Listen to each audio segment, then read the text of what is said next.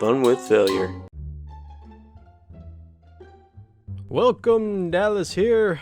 Today we have 10 TIFU stories. Quite a few of them is dealing with nature's tool for causing awkwardness. Yes, I'm talking about flatulence, so plug your nose and here we go.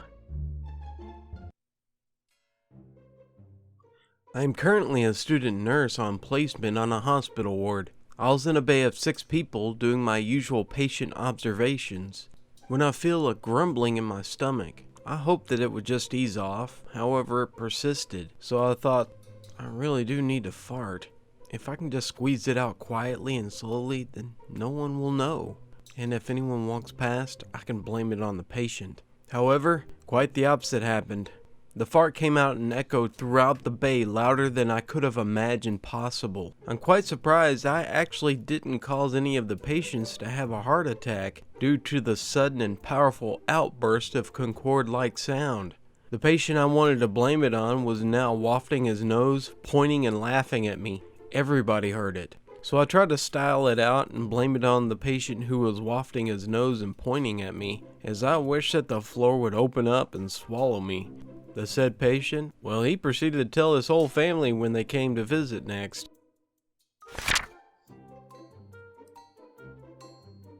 I made a poor decision today to go to the university's far smaller and less populated library, because it was at the city and I planned to go there later. This morning there was about 5 other people studying in the library, not including me. At the time it seemed like a godsend. Less noise, less people, and complete with study spaces. Sounds great, right? I thought so too. Then I sneezed. Normally, I sneeze super loud, but this time I made absolutely no sound. That'd be fantastic any other time. Just as I sneezed, I let out a massive fart. We're talking thunders loud, the kind that smells too. The embarrassment washes over me like the smell. I've shamed my family. I'm faced with 2 choices. Get up immediately and leave, or stay and pretend it wasn't me. In order to try to not look suspicious, I decided to keep my head down and stay in my seat. I study for another hour or so and then I get up to leave. When I get up, I realize that 2 out of the 5 people are behind me, and there's another one in front of me. They definitely know it's me. I hung my head in shame and I left quietly. Mondays. One of my system passwords had expired over the weekend. I probably got an email about it, but I didn't see it. I tried going to the password reset tool, but it wasn't working. So I emailed tech support to see if they could help me with it. A few minutes later, I realized I was using the wrong reset tool. So I sent back an email telling them to ignore the request. I have a direct line at work. I used to need it, but I didn't anymore. So only calls that I get from the outside are usually wrong numbers. So, about an hour or so from sending the email, I got a call from a gentleman with an Indian accent, saying he was from support and wanted to help me. I instantly go off on him, telling him he's a scammer and I've probably seen him featured on Hoax Hotel. Luckily I didn't remember the Hindu insult. Then he said, No, I'm from the company, and I'm calling about your password for the system. Oh yes, I was quite embarrassed by the whole ordeal, and I apologized profusely. He at least acted like he accepted it.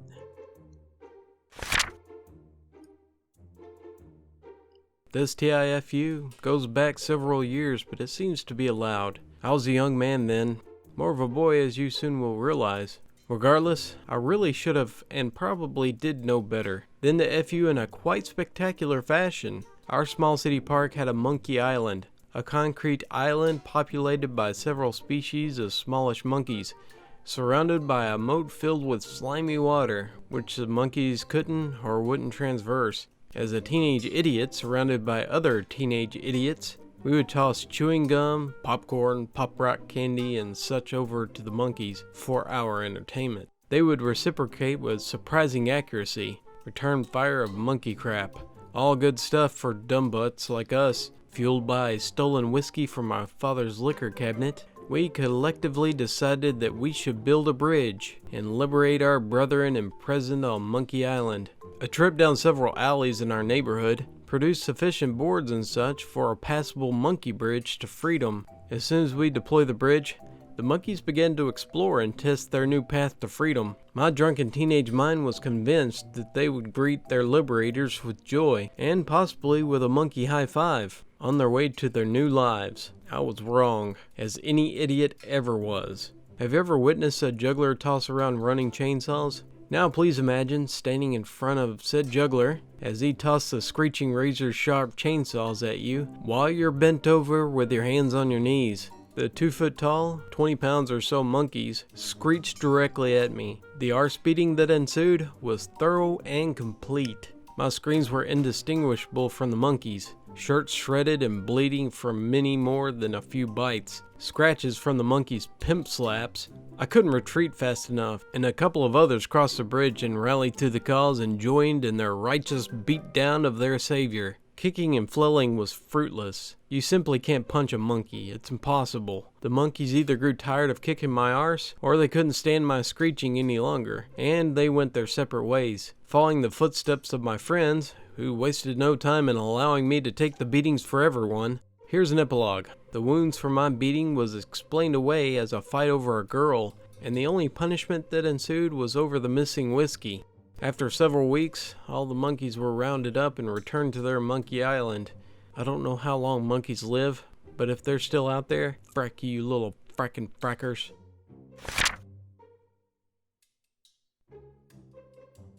Well, technically this happened 7 years ago, but the repercussions have stretched out this far. I gotta start by explaining my friend. I'll call him Adam. He's a pretty anxious dude, and he can only really talk to me and another friend, so he doesn't really have a chance to meet new people either. He's only ever met friends in school and college, and that's in the UK, and he's kept them pretty long. Okay, so when we were in year 8 together, aged 12 to 13, we were the weird kids in school, always saying weird crap and doing weird things. Like, when we didn't have a ball, we would just throw forks at each other instead. So we would mess around with each other's stuff all the time, like nick someone's phone and change the background, or send dumb messages to people. You get the gist. One of my friends came up to me during the break and handed me Adam's iPod. I had gotten one for myself, and when messing around with the settings, I realized that I could add shortcuts to words, making my life 100 times easier. I never used them. So I got into the settings and changed it. When he typed hey, it came up, hey, you wanna have sex? Genius, I know. Now, he never found out, and I completely forgot about it. We never really used text, and mostly called each other anyway. But time went on, he got a new iPod and nothing changed. Until we found out today that apparently the settings carried across iPods. When he was messaging someone new, a girl in fact, it was going quite well, until he sent the dreaded message. Hey! I glanced over at his screen just to watch as the message flew onto the screen, and he sent it to her. We both just sat there for a couple of seconds in silence, mouths agape, as we just gathered what just happened. I couldn't just sit there any longer, and I admitted what I'd done, but it was so many years ago, and I'd completely forgotten about it. While he was still scrambling to make a recovery, he got blocked. Sorry, mate.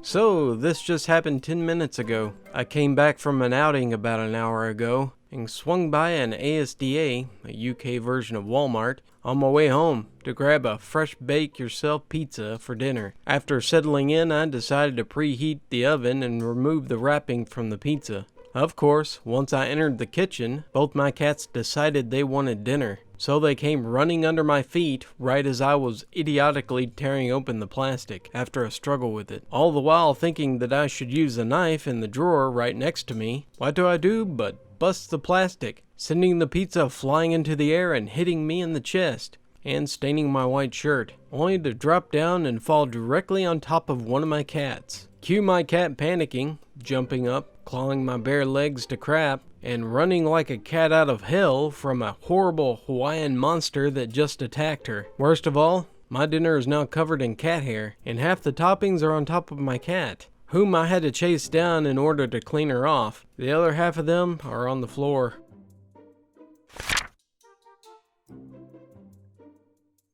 This happened roughly 3 to 4 months ago. I'm a chemistry enthusiast, albeit a total beginner. I'd love to synthesize some polymers, But hey, French regulations make it illegal for private users to purchase cyclohexane and other useful compounds. But when you're like me, there are exceptions, like staying late in chemistry classes. Anyway, it's a hot Tuesday. After class, I decide to stay in so I can, enjoy the cold atmosphere with two of my friends and our physics and chemistry teacher.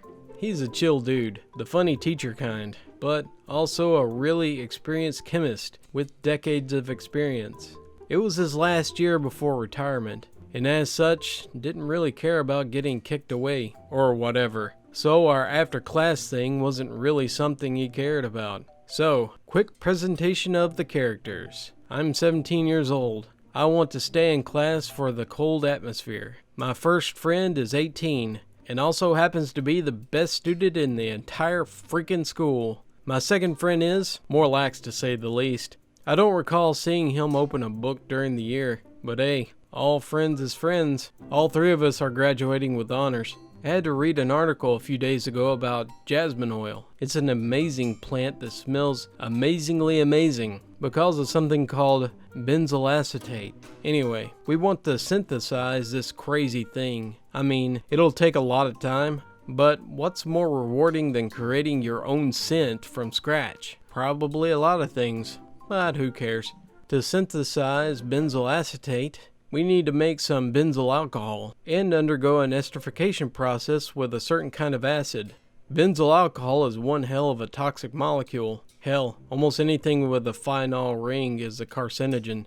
But this one is hardcore. To quote Wikipedia, very high concentrations can result in toxic effects, including respiratory failure, and a bunch of other stuff, including paralysis. We don't mess around with that stuff. The teacher briefs us a bit on the thing, opens the window, unleashing hellish temperatures inside. But we already got all the stuff we need out. We won't stop until the molecule is synthesized, and gives us some safety equipment. But benzyl alcohol is one of those two reactives, and the other being the acid. Now this one is a lot more common, simply because it makes vinegar. To make a long story short, it's late, and we're melting in the desert-like atmosphere.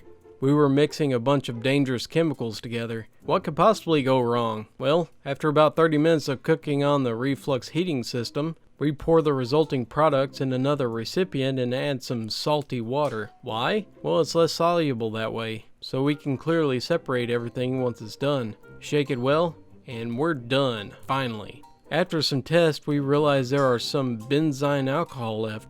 I mean, we're 17. We're not going to synthesize such complex compounds in such conditions, so we roll with it. Once it's done, I reach for the beaker, have a close look at everyone, and get it close to my nose. And that's when the frack-up happens. I instantly regret my decision. This thing smells like a billion rotten baby corpses who died from testicular cancer. I feel like a dark goddess pulling my lungs into an infinite maelstrom of nightmares. My nose is clenching so hard, I fear I'm going to die suffocating. This fracking ester isn't smelling sweet at all. It is torturing every single one of my smell receptors. Now you might think it's okay, we didn't make that much. But no, we made 50 fracky milliliters of this godforsaken chemical cancer. This thing smells so bad, you could quarantine a goddamn city block. Even the Syrian military wouldn't use it. The worst headache of my life ensues. The teacher tells us it's okay, and that it'll be a wonderful lesson.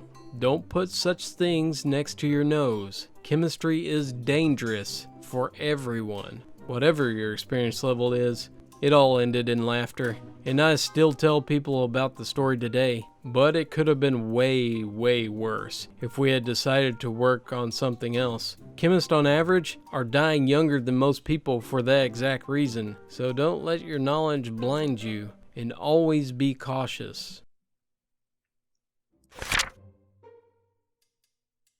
So this happened last night around 8:30 p.m. while I was preparing dinner. Steaks and salad were on the menu. I usually just add a bit of plain olive oil to the pan before frying the steak, but this time I decided to use chopped up chili, garlic, and a ginger root mixture which I preserved in olive oil about 2 months ago. After introducing a tablespoon of mixture to the searing hot pan, I leaned over to take in the scent. I think ramming a syringe through my septic cartilage might have been more preferable than this experience. Following the stinging sensation in my nostrils, my eyeballs felt like they were on fire. Then came the choking, sneezing, and coughing. The chilies got seared nearly instantly and produced a bit of smoke, but nothing alarming. Nevertheless, I sucked it up and proceeded to add the steak. The wife will be home any minute after all. I should mention at this point that we are renting an indoor flat of sort at my in-laws to save cash. It's quite a large place, so we all live in the same house and share the same kitchen. As soon as my wife walked through the front door, she started coughing uncontrollably. I realized what was happening, and that's when I noticed the thick cloud of poison hovering over my head. Between wiping tears and frying steak, I guess I didn't notice the smoke get worse. That crap spread through the entire house. Wails of agony started emanating from the rooms. People were coughing, wiping tears, and sneezing. My father-in-law came downstairs to see what the hell was causing their sinuses to melt. I apologized and said that it was all good, but the pain and the discomfort were clear. We quickly opened the doors and windows and the smoke cleared out, but people were bawling for about 30 minutes afterwards. This TIFU was by confusing the animal duck with the verbal duck over 20 years ago. This frack up happened when my parents decided to take me on the lake in a canoe when I was 4 years of age. I still remember how refreshing the water smelled, and the bass fish putting on their gymnastic moves to feast. However, more than anything, I remember all of the ducks. This was in Texas and the ducks were migrating. My parents began playing a little game. They would shout, "Duck!" and I would respond with an innocent quack, quack, quack. So, before my understanding of homonyms, I was having the time of my life. Until we traveled to the part of the lake that was bottlenecked and had low-hanging branches. As we mimicked the shoreline, I gazed out toward the back of the canoe. Dad shouted, "Duck!" I quickly swiveled around trying to find that mallard and simultaneously blurting out, "Quack, quack, quack." Wham! Across my temple, a 6-inch branch responded to my quacks. Before I knew it, my skull is throbbing, and I'm staring up at the sky confused. My dad is laughing hysterically, and my mom is racing to console me. I didn't cry, but I surely learned a lesson that day.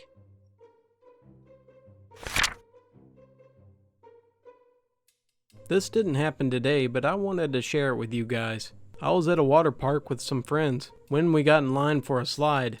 It was a sizable slide, and the line was pretty long, so I waited and talked with a friend until we got to the top. I was chatting with my friend about how to go down fast, when a super chill lifeguard told me how to go fast. He said things like arch your back and straighten your legs. I was pretty excited, so when he told me to go, I started flying. As I'm going down, I realized the advice actually worked well, and I was zooming at fast speed. As I neared the bottom, I saw an old lady holding her grandchild. I tried to stop, but my legs were still straight, and I kicked her square in the back. She ended up being fine, and as I rose from the water at the end, I could hear her say something like, "God dang teenagers!" Thank you for watching this TIFU edition of Fun with Failure, episode 29. Please use your mouse to sniff that like button. If you have a story you'd like to share, please send it to funwithfailure@gmail.com and I would love to share it. Or you can put it on my board on Facebook at Fun with Failure. So what was your favorite story? Post it down in the comments. Regardless, I would love to hear from you. As a side note, I'm going to try to start to do things regularly. Like on Wednesday, I'm going to do Story Jockey. This week it's a story from Isaac Asimov. It's in the story called Cal. It's actually pretty funny. And also my short's going to be about the subway. So I hope you enjoy that. Till next time, take the advice of Ben Franklin and fart proudly, my friends.